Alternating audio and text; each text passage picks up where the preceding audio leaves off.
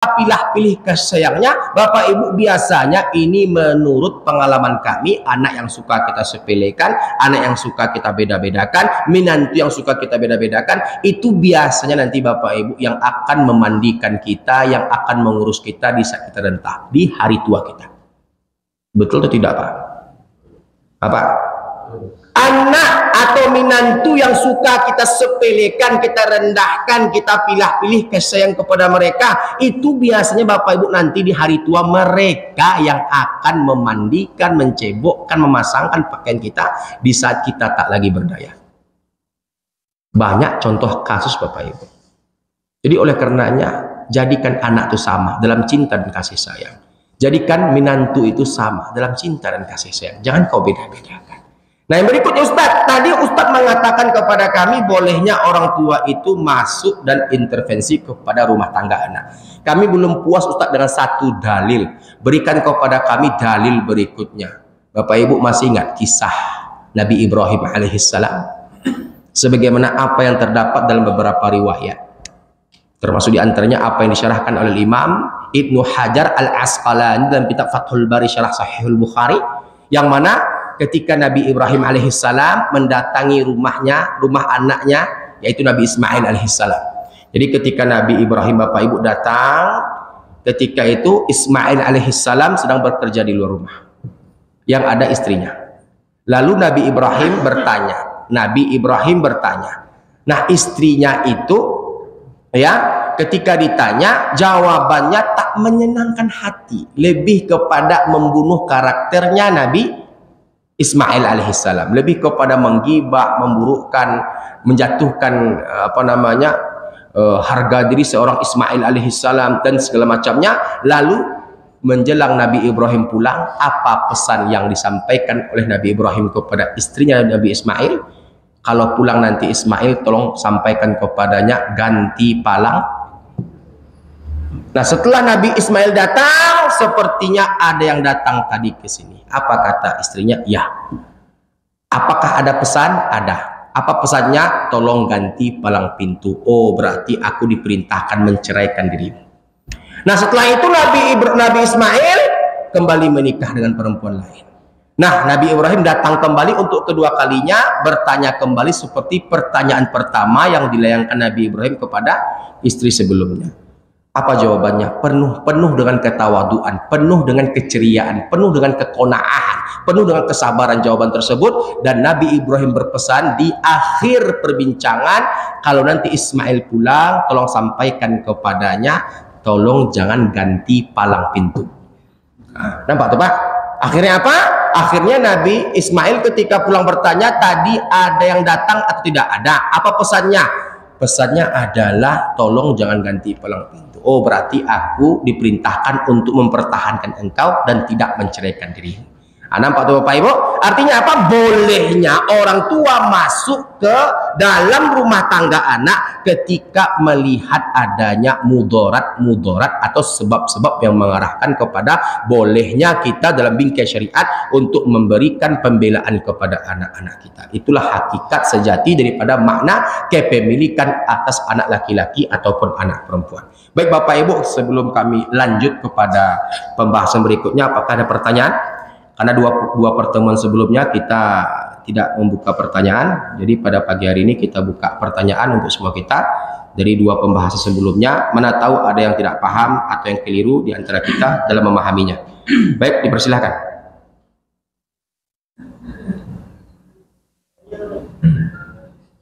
Ya. Bagi anak-anak menurut kebutuhan atau misalnya yang satu ya, apa sama atau kata saya kan satu budaya berpendidikan sama satu lagi berpendidikan. Ya baik, bersikap adil kepada anak kita tidak bisa pakai konsep sama rata sama rasa, nggak bisa. Karena kebutuhan antara anak laki-laki dan anak perempuan itu berbeda. Nah, kebutuhan antara anak laki-laki dan anak perempuan itu berbeda. Kan begitu Pak. Intinya kita memenuhi kebutuhan dasar anak-anak kita, dan kebutuhan itu tercukupi, kebutuhan itu terlaksana sesuai dengan konsep Al-Qur'an dan sunnah Nabi alaihi salatu wassalam. Ya. Dapat dipahami Pak? Barakallahu fiik. Ada pertanyaan berikutnya Bapak Ibu? Silakan Pak. Waalaikumsalam. Misalnya bapak ibu punya anak tiga yang kandung, ada satu yang jadi bayi dia anak angkat. Bagaimana sikapnya kita terhadap empat anak ini? Empat anak ini, tiga anak kandung, satu anak angkat. Baik, anak angkat untuk yang bertanya itu secara nasab, secara perwalian, dan secara hak warisan memang kita tidak berbicara pada konteks ini. Untuk berbicara kasih sayang, walaupun dia anak angkat, sayangi dia. Kita mengangkatnya, mengadopsinya sebagai anak, berarti kita telah siap untuk mencurahkan seluruh kasih sayang kita kepada dia. Sama seperti kita berkasih sayang kepada anak-anak yang lain. Tidak boleh kita bedakan Pak. Bahkan Bapak Ibu ada beberapa pertanyaan yang masuk kepada kami, Ustadz, apakah sampai doa anak angkat kepada orang tua angkatnya? Sampai Bapak Ibu. Sampai Bapak Ibu. Kalau kita mengambil pendapat jumhur Bapak Ibu dalam perspektif 4 mazhab, bahwasanya doa anak angkat untuk orang tua angkatnya sampai la khilafa bainal fuqaha. Tidak ada khilaf di antara kalangan para fuqaha. Islam hanya berbicara tentang hak nasab, hak perwalian, dan hak warisan tentang anak angkat. Selebihnya anak angkat juga punya hak untuk kita sayangi, untuk kita kasihi. Tidak boleh kita beda-bedakan. Oh, dia anak angkat, ini anak kandung, nggak bisa Pak. Fattakullah wa'dilu baina auladikum. Bertakwalah kepada Allah dan bersikap adillah kalian terhadap anak-anak kalian. Misalnya anak kandung kita kasih rumah, bagus, ini mungkin rumah dia misalkan. Oh, tidak bisa Pak. Walaupun dia tak masuk dalam perwarisan atau dalam hak untuk mendapatkan harta kita, maka setidaknya kita memberikan kepadanya atas nama hadiah. Dia manusia yang perlu kita manusiakan. Dia manusia yang punya perasaan. Nah, ketika kita kasih dia gubuk, sementara anak yang lainnya kita kasih rumah yang layak, maka di situ akan timbul kesenjangan. Nah, dapat dipahami Pak? Nah, kalaupun dia tak dapat dari jalur warisan, kita hibahkan Pak. Aku belikan untuk engkau wahai anakku, walau engkau tak lahir dari rahimku, walau kau tak lahir dari nasabku, tapi engkau adalah anakku. Dalam cinta dan kasih sayang, aku belikan engkau ini untuk kedepannya, untuk kehidupanmu pada masa yang akan datang. Nah, jadi begitu Pak. Jadi kita itu bersikap sesuai dengan apa yang telah kita berikan kepadanya, dan itu menghadirkan cinta di antara kita berdua. Jadi hidup tuh Bapak Ibu, kalau saya dapatkan dari beberapa pengalaman dari orang tua kita Bapak Ibu, hidup itu tidak cukup pandai saja, tapi pandai. Nah, itu Bapak Ibu tidak kita temukan pada bangku-bangku kuliah tuh Pak. Hidup itu bukan hanya pandai saja, nggak cukup pandai saja, tapi pandai. Jadi oleh karenanya Bapak Ibu, bersikap adillah kita, walau dia bukan dari anak yang kita lahirkan dari rahim kita. Paham Pak? Ada pertanyaan berikutnya Bapak Ibu?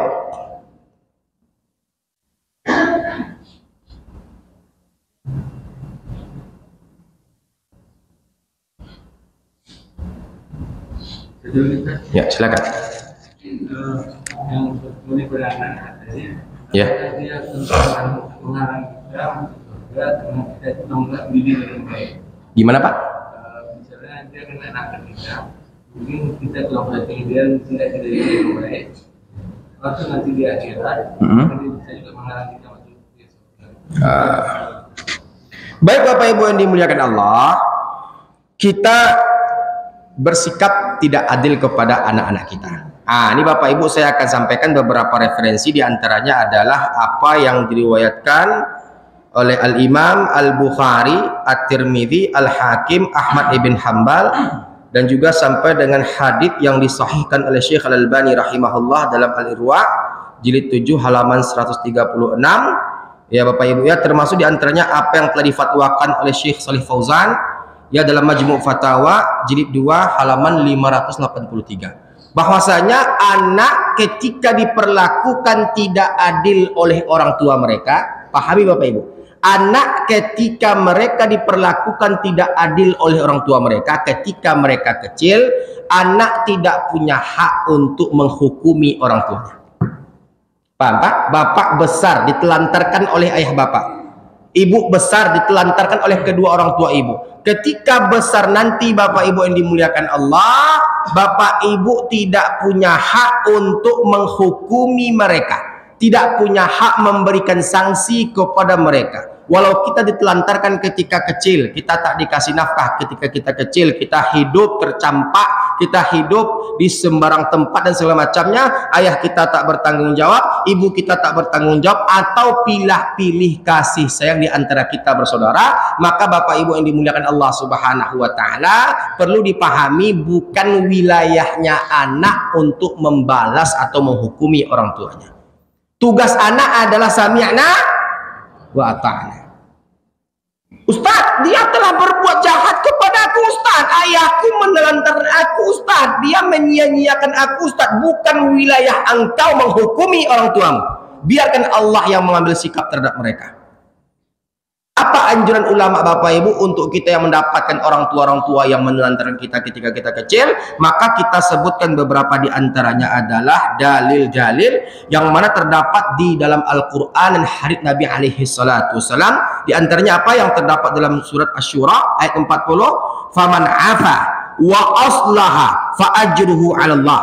Maka barang siapa memaafkan dan berbuat baik, maka pahalanya atas tanggungan Allah. Jadi bapak ibu, selagi kita bisa maafkan, maafkan. Oh nggak bisa Ustaz, tidak bisa saya maafkan Ustaz. Begitu kejam, begitu kejinya orang tua saya disepak, saya ditendang, saya dipukul, saya dijambak, saya diusir, saya hampir dibunuh Ustaz.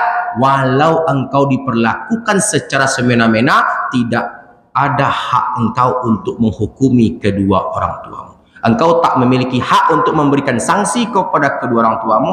Biarkan Allah tabaraka wa ta'ala yang akan menghukum mereka. Kullukum ra'in wa kullukum mas'ulun an ra'iyatih. Setiap kalian pemimpin, dan setiap pemimpin itu akan dimintai pertanggungjawaban dari apa yang dia pimpin. Jadi oleh karena itu bapak ibu, sebagaimana apa yang dikemukakan oleh dalil, bapak ibu yang dimuliakan Allah, ketika kita berbicara agama, kita berbicara dalil. Agama itu adalah dalil. Jadi apa yang kami sampaikan pada pagi hari ini sesuai dengan dalil yang terdapat pada Al-Quran ataupun sunnah Nabi alaihi salatu wassalam. Jadi bapak ibu, bukan wilayah kita. Karena pernah Pak kejadian bapak ibu yang dimuliakan Allah, ketika itu Pak kami mendatangi sebuah panti. Kami mendatangi sebuah panti, yang panti itu terdiri di antaranya anak-anak bayi sampai orang-orang lansia. Nah waktu itu Pak kami datang di hari kedua lebaran. Datang kami dapatkan ada sepasang suami istri yang lansia. Saya teleponlah dia. Saya datangi dia, saya tanya dia, kenapa kakek dan nenek tak pulang? Ini kan lebaran, nggak ada dijenguk oleh anak, nggak ada dijemput oleh anak, nggak ada dilihat oleh anak, atau kakek nenek nggak ada dikunjungi oleh anak di hari lebaran ini, atau dibawa pulang. Mereka menangis bapak ibu, menangis. Setelah itu mereka memberikan kepada saya pernyataan, tidak ada anak-anak yang mengunjungi saya Ustadz, yang membawa saya pulang ke rumah di hari nan fitri ini Ustadz. Nah akhirnya apa? Saya minta nomor HP anaknya bapak ibu. Saya teleponlah anaknya. Assalamualaikum. Waalaikumsalam. Panti depan bau nih Pak. Saya telepon anaknya. Ini bapak sepertinya rindu kepada bapak. Artinya bapaknya daripada saya telepon ini rindu kepada dia. Tolonglah jemput Pak. Tolonglah jemput Pak. Kasihan kita. Lagian pula kenapa bapak letakkan orang tua kandung sendiri di panti jompo? Apa masalahnya? Dengan santai si anak menjawab bapak ibu di seberang telepon. Kenapa enggak Ustadz telepon saja anak emas dia? Kenapa enggak Ustadz telepon anak emas dia? Kenapa enggak Ustadz hubungi anak emas dia? Kenapa harus saya? Nah, sampaikan ke dia, berdia-dia dia Pak, kayaknya Pak. Sampaikan ke dia, masih butuh dia sama saya. Berdia-dia dia Pak sama ayahnya Pak. Mintakan nomor HP anak emasnya Ustadz.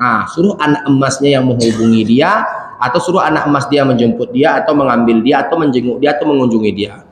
Di situ Bapak Ibu dari bahasa dapat kami tangkap ternyata ada kesalahpahaman di antara anak dan orang tua.